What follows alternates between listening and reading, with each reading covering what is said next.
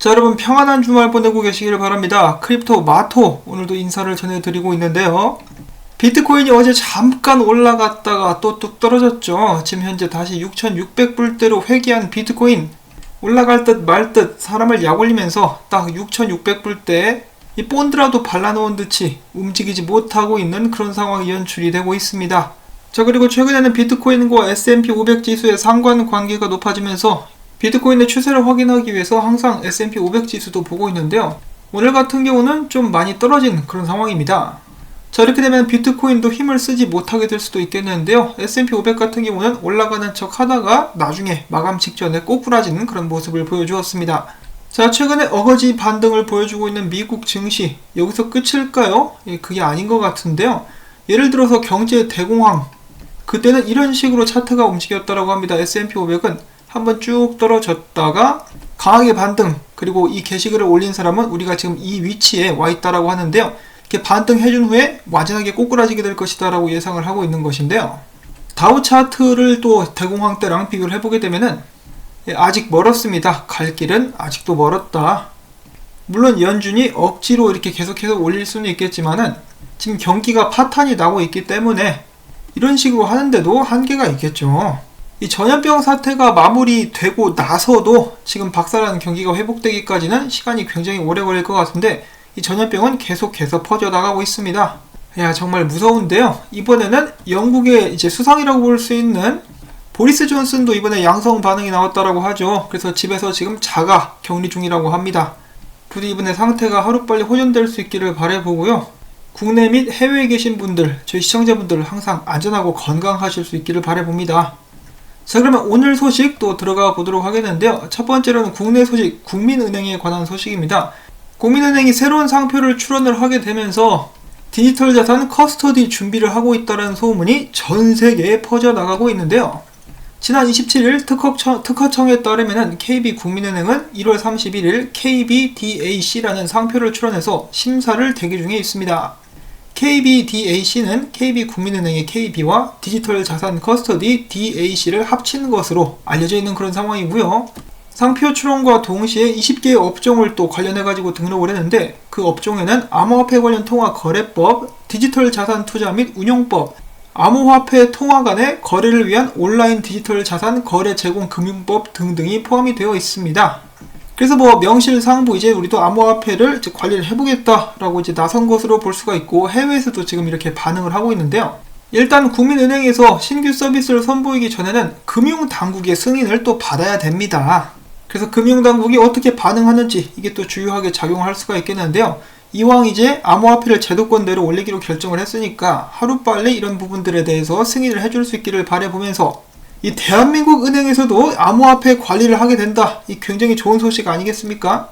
다시 한번 미디어에서 암호화폐를 나쁜 쪽으로 몰아가려고 하고 있는 지금 국민들의 인식을 바꿀 수 있는 좋은 소식이 될 수 있기를 바라봅니다.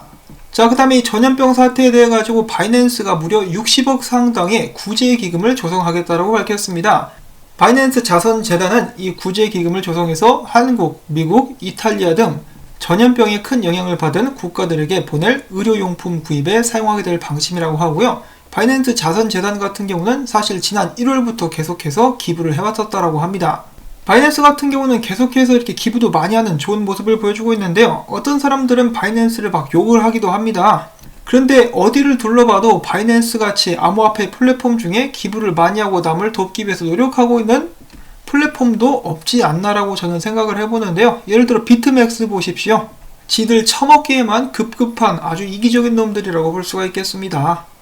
자, 그 다음에 라이트코인에 관련된 짧은 소식, 라이트코인 차트가 좋지 않아 보인다라고 합니다. 저항선을 뚫지 못하고 있는 상황이고 상승형 쐐기가 나오게 되면서 아래로 떨어지게 될 확률이 높다라고 하는데요.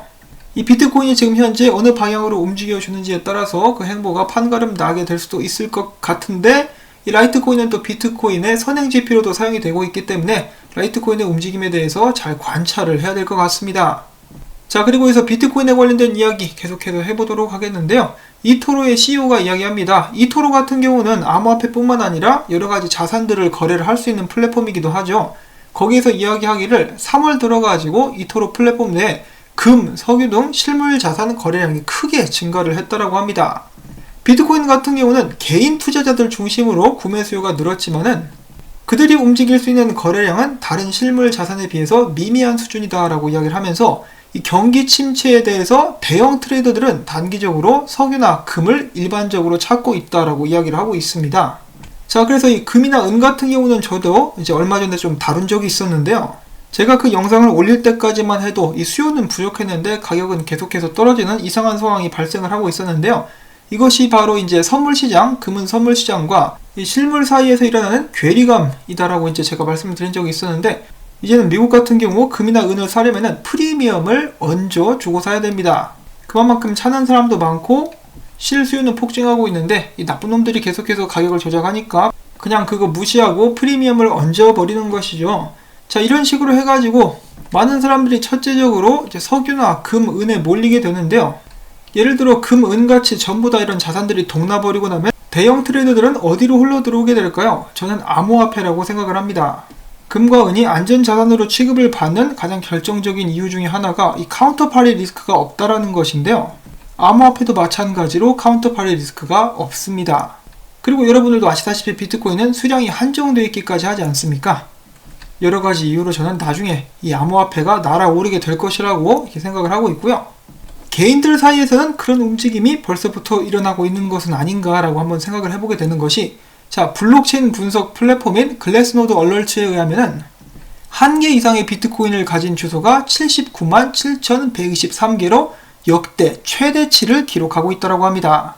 비트코인 가격은 비록 약세를 보이고 있지만은 비트코인을 찾아서 모으는 사람들은 오히려 늘어나고 있다는 것을 다시 한번 확인을 해볼 수가 있겠는데요. 이러한 현상과 지금 현재 전 세계 경제가 흔들리는 것을 맞물려서 함께 생각을 해보신다면은 사람들이 무슨 생각을 가지고 비트코인을 모아놓는지 여러분들도 쉽게 짐작을 하실 수 있으리라 생각을 해봅니다. 자, 그 다음에는 비트코인 분석 또 보는 시간을 갖도록 하겠는데요. 비트코인 분석 같은 경우는 새롭게 그렇게 나온 것이 없습니다. 왜냐하면은 아직까지도 큰 움직임은 보여주고 있지 않기 때문인데요. 어떤 한 분석가는 비트코인이 7,000달러를 계속 뚫지 못하니까 2,400달러까지 떨어질 것이라고 이야기를 했다라고 하는데, 오히려 지금 같아서는 떨어지면 아이고 감사합니다 라고 좀 주실 것 같은 그런 생각이 들어요. 자, 일단 분석들을 하나둘씩 보도록 하겠는데요. 첫 번째는 FX 스트리트 이렇게 이야기를 하고 있습니다. 자, 비트코인이 만약에 7,000달러를 넘어서면은 8,000달러 이상까지 갈 수 있지만 7,000달러 넘지 못하면은 5,000달러까지 떨어질 수 있다. 그 다음으로는 코인데스크 분석.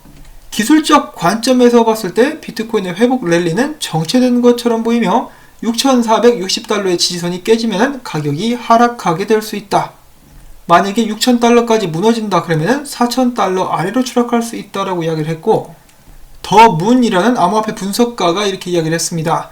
이 전염병 여파가 너무나 커가지고 비트코인이 1년 만에 가장 큰 폭의 하락을 보이게 될 것이다. 베어 플래그, 이 급격한 하락 후 일정한 템포로 유지되는 깃 형태의 약상승 지지선이 무너지게 되면은 비트코인 가격이 2,400달러까지 떨어지게 될 수 있다라고 이야기를 하고 있는 것인데요. 일단 이 7,000달러를 뚫지 못하고 있기 때문에 비트코인의 힘이 빠지고 있는 것이냐라는 쪽으로 이렇게 의견이 쏠리고 있는 상황. 피터 브렌트 역시 비트코인이 2,000달러 아래까지 가야 하락이 끝나는 것이다 라고 이야기를 한 적이 있었는데요. 과연 비트코인은 그 정도까지 떨어질 수 있을까요? 이 전염병 상황만 아니면은 헛소리 하지 마 라고 저도 이야기를 하고 싶은데, 상황이 점점 더 악화되어 가고 있고 경기는 점차 더욱더 마비가 되어 가고 있기 때문에 강아지랑 대화하는 듯이 개소리 내는 것을 멈춰라 라고 말하기가 좀 힘든 그런 상황입니다. 자, 그 다음에 크립토 미스트라는 분석가는 비트코인이 최근에 상승형 쐐기, 이 패턴 아래로 결국은 떨어질 가능성이 더 높은 상승형 쐐기에서 비트코인이 움직이고 있는 상황에서 이 볼린저 밴드가 압축되고 있는 것이 보여지고 있기 때문에 조만간에 큰 움직임이 나오게 되지 않을까 싶다. 그리고 이제 아래쪽으로 가게 되지 않을까 싶다라고 이야기를 하고 있는데요. 그 전에 다시 한번 위로 올라가는 듯한 움직임을 줬다가 떨어지게 될 것 같다라고 말을 해주고 있습니다. 자, 이렇게 계속해서 비트코인의 떡락을 외치고 있는 분석가들, 이 떡락 무새들이라고 볼 수가 있겠는데요. 그들이 예측하는 대로 과연 비트코인은 이번 주말 정도 해가지고 하락하게 될 것인지, 아니면은 다음 주까지 기다렸다가 방향성을 보여주게 될 것인지, 그런 부분들도 이제 기대가 많이 됩니다. 자, 그 다음에 데이브 더 웨이브가 최근에 또 다른 차트를 올렸길래 잠시 가지고 와봤습니다. 자, 그는 비트코인이 지금 다시 탑 밴드 위로까지 올라왔다라고 이야기를 해주면서 비트코인이 예정대로 제 갈 길을 잘 가고 있다라고 그의 의견을 공유를 해주었습니다. 큰 그림으로 봤을 때 비트코인은 계속해서 상승을 해주고 있는데 부디 이 추세에서 탈선하지 말고 쭉쭉 성장해 줄 수 있기를 바라보고요. 마지막으로는 롱숏 포지션 오랜만에 또 확인을 한번 해보도록 하겠습니다. 비트파이넥스 72%, 비트맥스 61%, 바이낸스는 54%로 전반적으로 모든 거래소에서 롱 포지션이 우세한 모습 확인할 수가 있었는데요. 그만큼 지금 상승을 바라보고 있는 사람들이 꽤 많이 있다는 것을 알 수가 있겠죠. 저도 생각 같아서는 가지아를 외치고 싶지만은 현재 상황이 그렇게 녹록치만은 않은 상황. 그럼에도 불구하고 이 암호화폐에 관련된 펀더멘탈은 나날이 강해져 가고 있습니다. 곧 있으면 전 세계 각지에서 이 암호화폐에 관련된 서비스를 제공하는 은행들이 속속들이 모습을 드러내게 될 것 같은데요.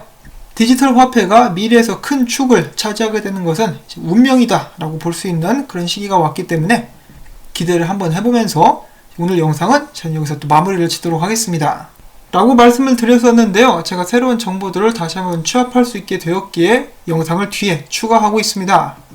저희 알트코인과 전체 암호화폐 시장에 관련된 것인데요. 나름 중요하다고 볼 수가 있겠습니다.